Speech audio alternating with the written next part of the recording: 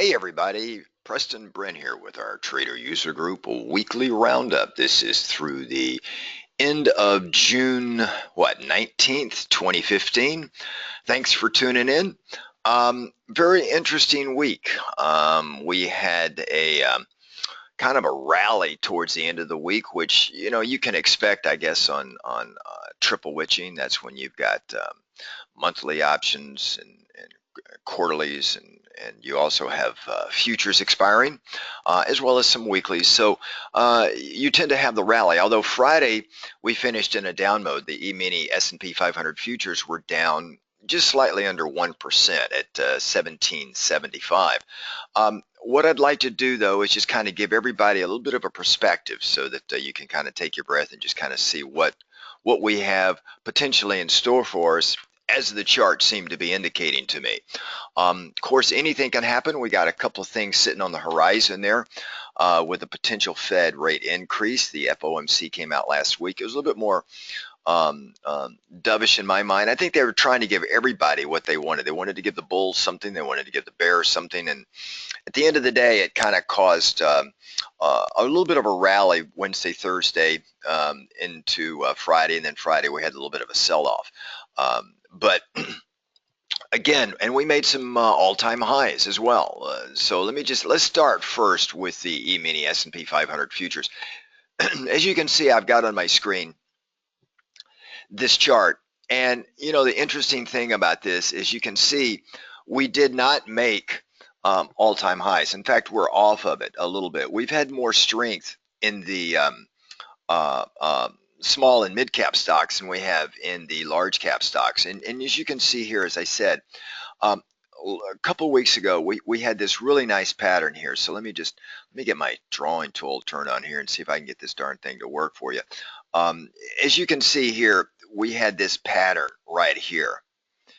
And we took the break here and made some nice little money. And then we had this kind of a support area here at 2068. And then we moved back inside the pattern and then kind of teed up for the Fed FOMC, and then boom, we had that nice move up and a little bit of a sell-off here, a little bit of profit taking. So we're sitting, right now just slightly under 2100, which is a support area for the E-mini S&P 500 futures.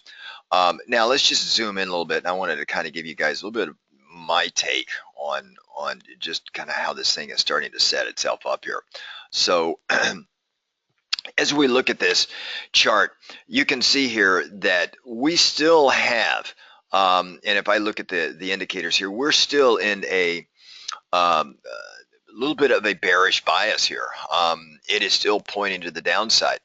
And we've got a couple of things that could happen, whether the Greeks exit and a few other things, but, we don't want to concern ourselves too much with that. But and let's get this. I don't know why this thing is doing this. So let's get rid of it. So you can see right in this area here, excuse me, that we're sitting right at this 2096 area, and this upsloping trend line was still very valid. And if we go back to, the duration of this thing, it goes all the way back, quite an extensive way.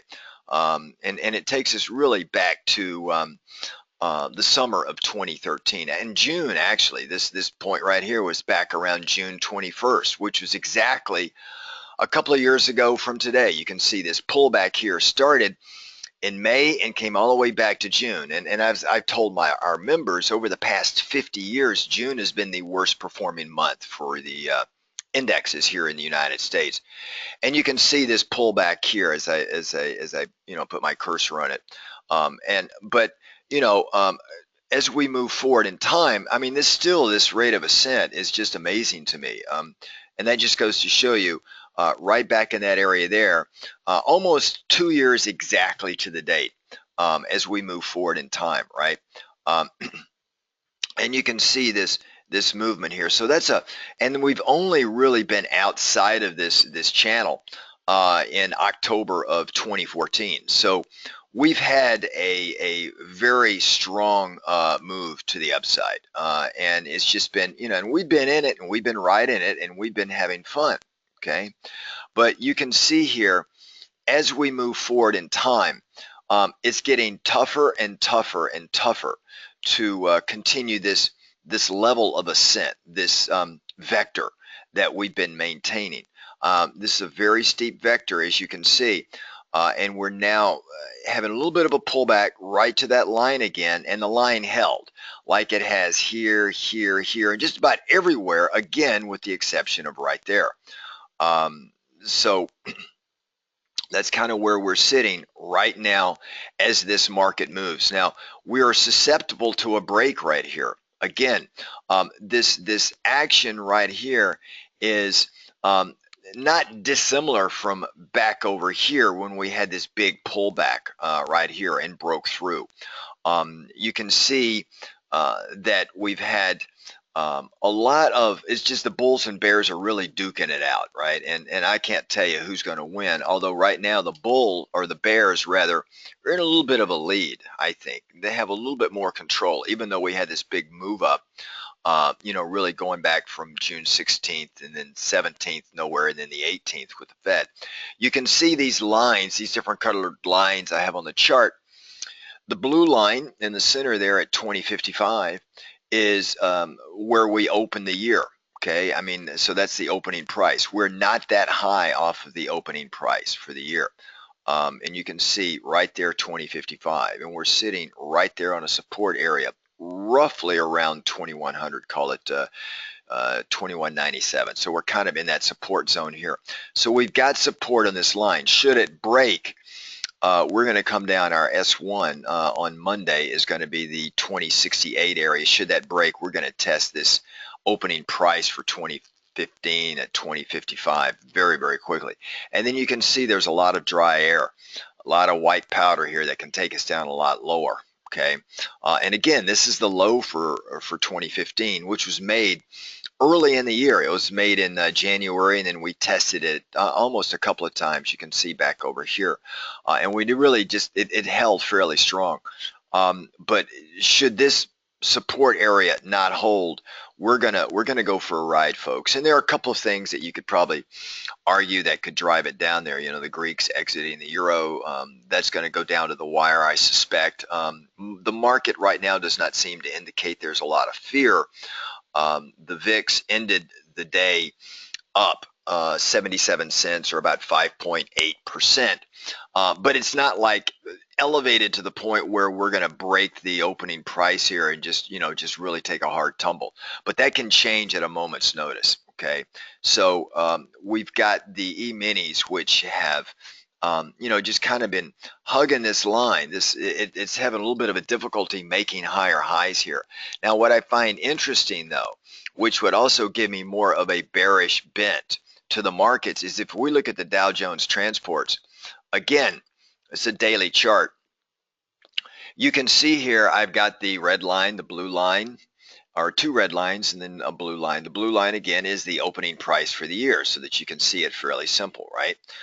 You can see right there, and then you can see the red line, which is the high for the year, which is just about 60 cents higher than the open, and we opened near the highs for the year.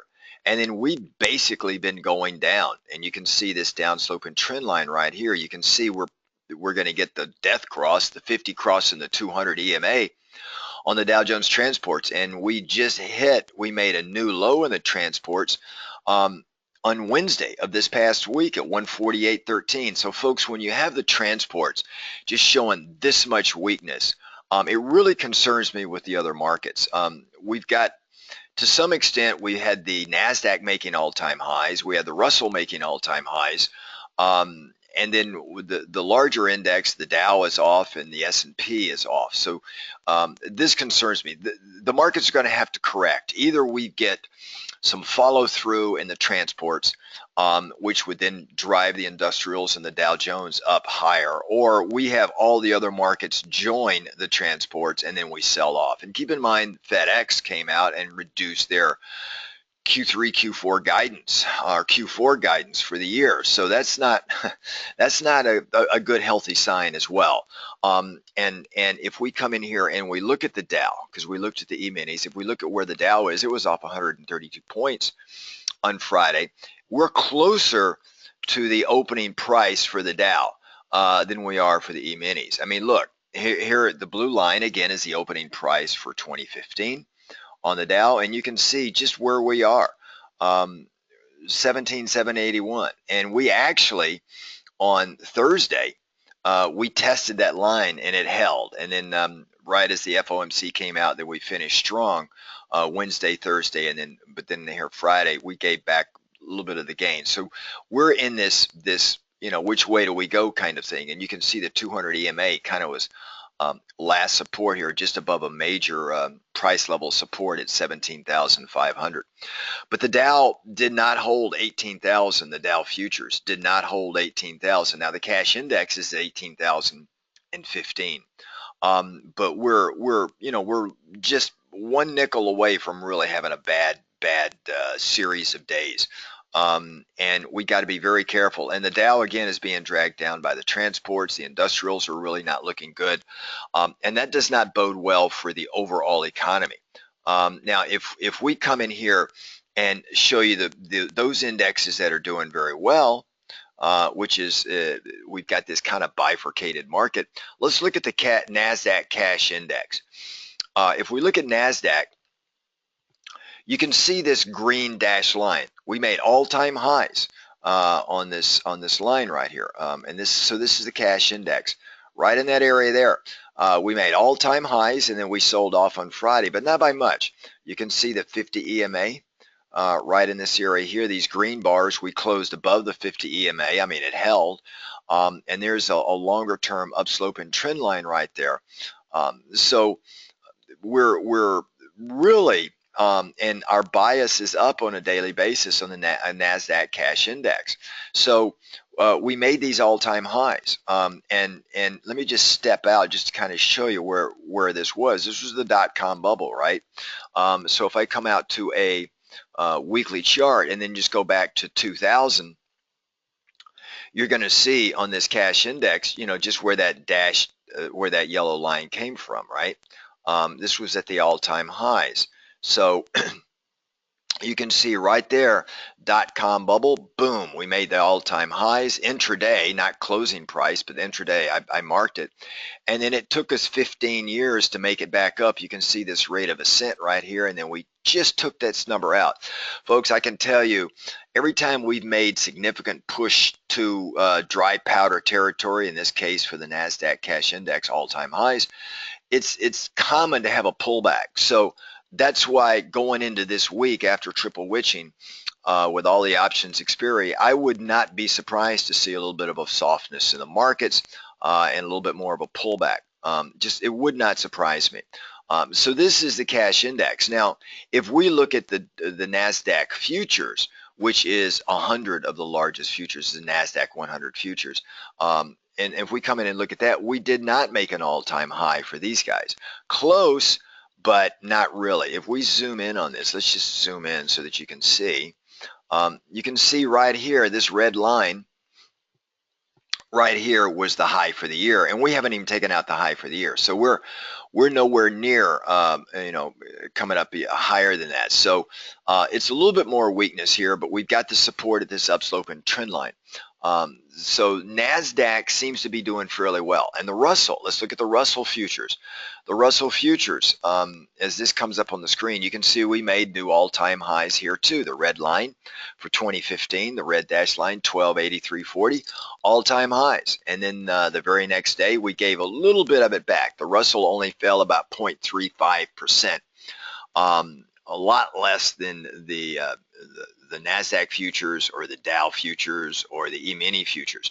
The Russell seems to be the strongest right now. And in fact, the Russell index, pull back even less. I mean, it just barely, as you can see here, barely pull back. But if we go back to the Russell futures, it's showing more strength. So in some respects, you've got the rut, the Russell futures, which is small and mid cap. You're seeing money go in there, playing this move, but the money's coming out of the Dow. And the other thing is we had a huge bounce in the bonds. We've been playing bonds to the downside, okay?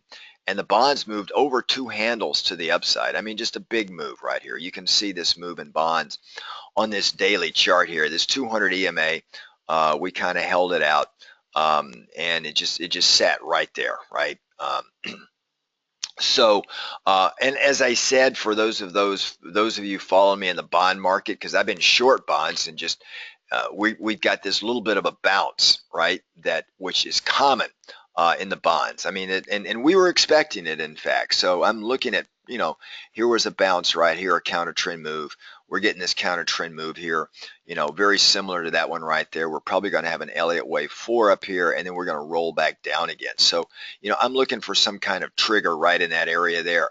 And I took a small short right there. Small profits got stopped out a little bit, which is a very small trade.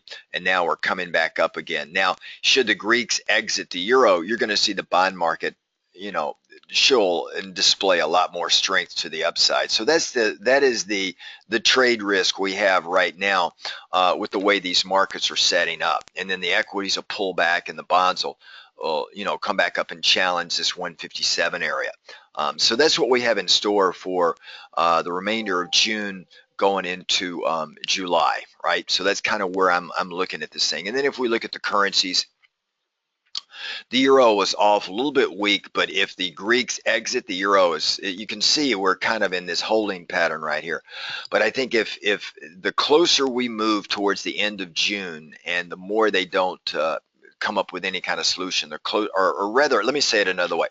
If they do not come up with any kind of news event that can solve this problem each day that we move forward, because the problem's got to be solved by the end of this month, June 30th, or they're officially going to be in default. So if they don't do that, you're going to see the euro start to slide down and the dollar start to slide up. And that'll cause more weakness in the oil market and other commodities. You can see the oil or the US dollar up just a little bit, right? Just a little bit of a green candle, but still a little bit weak. Euro a little bit stronger. But that's kind of where we're sitting. Now the British pound, we've been bullish the British pound. And we've had a nice run up, came right up and touched my target. I would expect a little bit of a jagged pattern right here for those of our members that followed me in this bullish play. I would just set a tight stop. And that's kind of how we would play that. And then there are a number of others that we've been playing and having a good time with. We've been doing very well in the markets. And what I would suggest for those of you that are not members of our group, we've got plays in the precious metals market. We've got plays in the energy market. And then we got stocks that we like, right? And we follow those also. And we've got some trades and we got folks doing very well in these things. So as well as other commodities like in the ag market and a few others. If you're interested in joining our group, love to have you come on in, check us out. You can just click on our website and then click on our membership options or just send me a question. If you got any questions about what we do, I'll be more than happy to help you. Otherwise, today is Father's Day. So for all you fathers out there, have a nice relaxing day, and hopefully the family will take you out and get you a bowl of ice cream. Or let you go play golf. Have a great one, everybody. And for our members, I will see you tonight, Sunday night, for our weekly market watch at 8 p.m. New York City time. Bye, everybody. Have a good one.